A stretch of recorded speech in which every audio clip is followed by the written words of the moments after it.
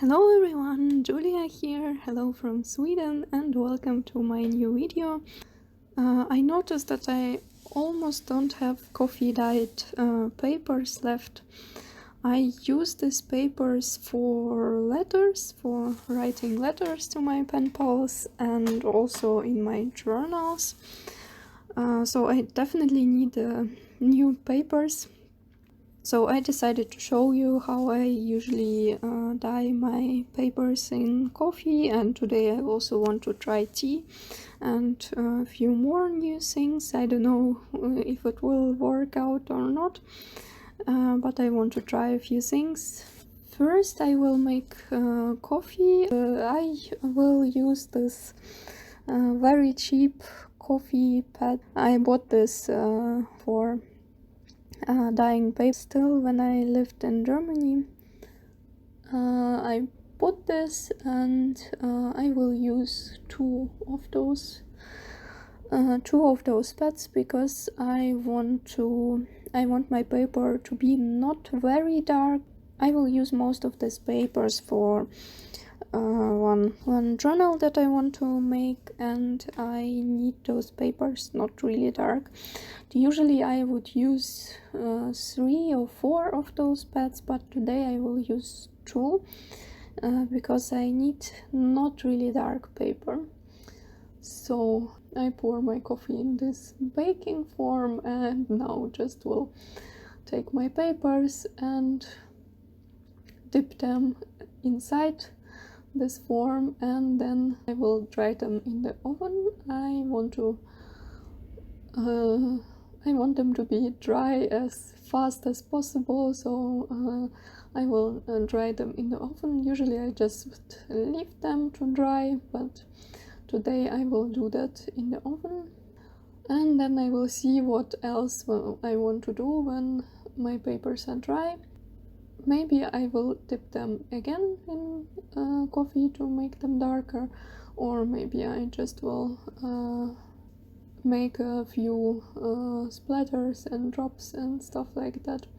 And I also will dye this paper doilies, and I use different kinds of paper like normal A4 printing paper and some papers from notebooks.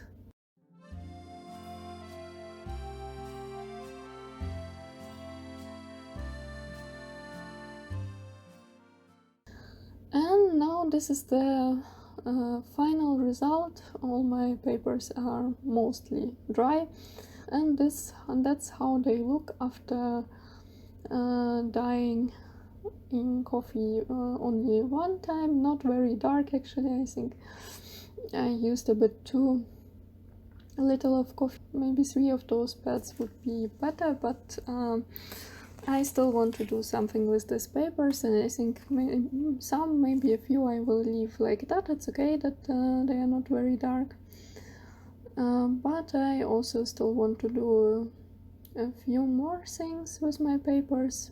So this one I just will color again with some of my papers, then I will color again in coffee completely, but this time with a brush, like that they will get darker.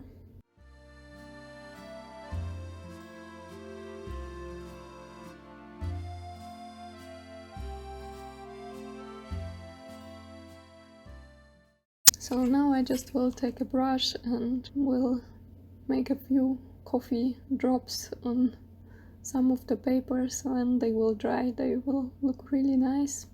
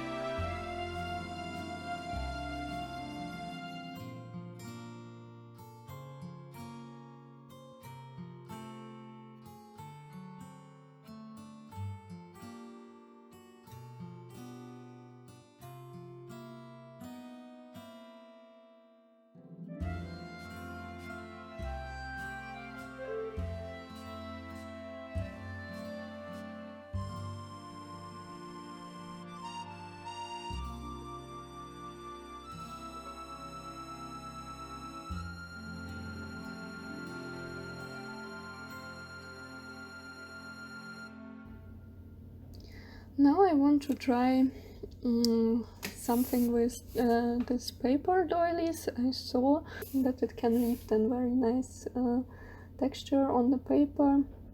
So I want to try this with paper doilies. I have no idea if it will work and if that texture of paper doily will be visible or not, but why not? I want to try, so I just will cover them completely in coffee.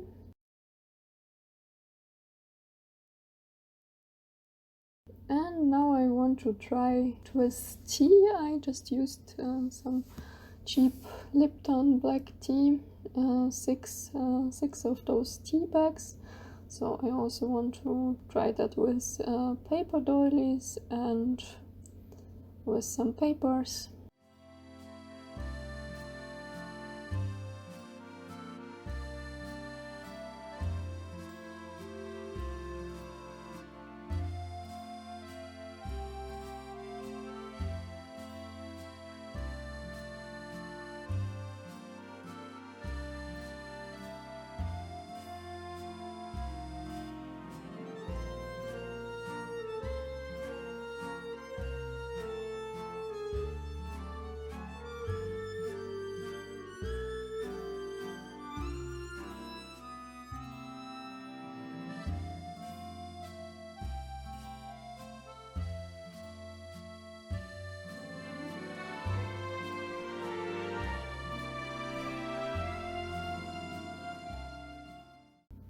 And I also decided to take a few book pages and also make some nice coffee splatters and drops with a brush on book page.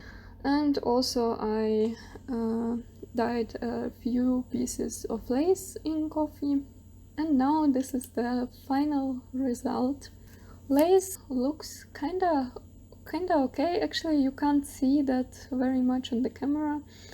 That's how it looks compared to original on the camera. You can't really see it, but it's actually darker than it looks on the camera, and has that really nice coffee color. Maybe like that it will be more visible. Not really again, but I really like that color. It's not very dark color, but really beautiful and nice color. So this how lace looks. Yeah, with compared to original, you can't really see it. Just believe me that it got darker. If I would put it in coffee again second time, then it would become even darker, but I did it only one time, so I kind of like the result.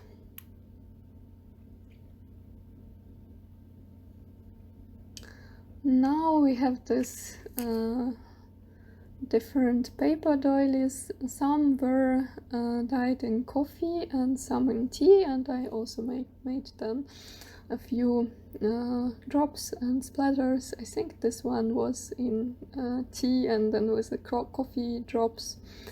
So actually with tea it didn't really work out with papers and paper doilies as well. It's just too bright. This brighter ones like this one were dyed in tea, and it didn't really change the color, like a bit compared to how it was before, but it's very light color, so it definitely was not enough of tea bags. Tea was not strong enough. Now we have these beautiful book pages. With those everything worked how I wanted to be. I just wanted to have a few coffee drops on my book pages, and it looks really nice, I think. And now we have this pack of papers. This how did paper with paper doilies looks now, and I really like the result. You can see definitely that print of a paper doily, and that was another paper also with paper doilies. I think it looks kind of cool, so I definitely will try that again sometime. I really like how it looks, and those other papers, that's just the papers with different tea and coffee drops. Some are darker, those which are darker, that's those were colored with coffee, and some are even 2 times. Some are brighter, like this one for example, that's tea dyed paper, and that's definitely darker than original paper, but not dark enough, but it's kind of okay for that purpose, that I need that paper for that kind of journal. It's okay, I think it will work out pretty well. I didn't want it to be very dark, but if you want to have darker paper, then you need to keep in mind that you definitely need stronger tea. 6 bags of black tea is not enough, at least not that tea that I used. But for my purpose it's okay. It's not very dark, but it's okay. And some of those papers have really nice textures.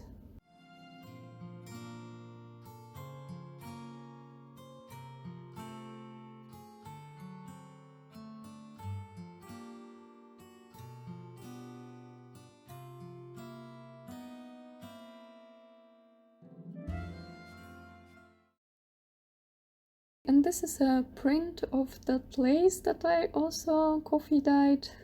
It's not very visible, but I decided to try that, and it's kinda, you can see it a bit, so I think with some lace it can work, and I definitely want to try something like that again.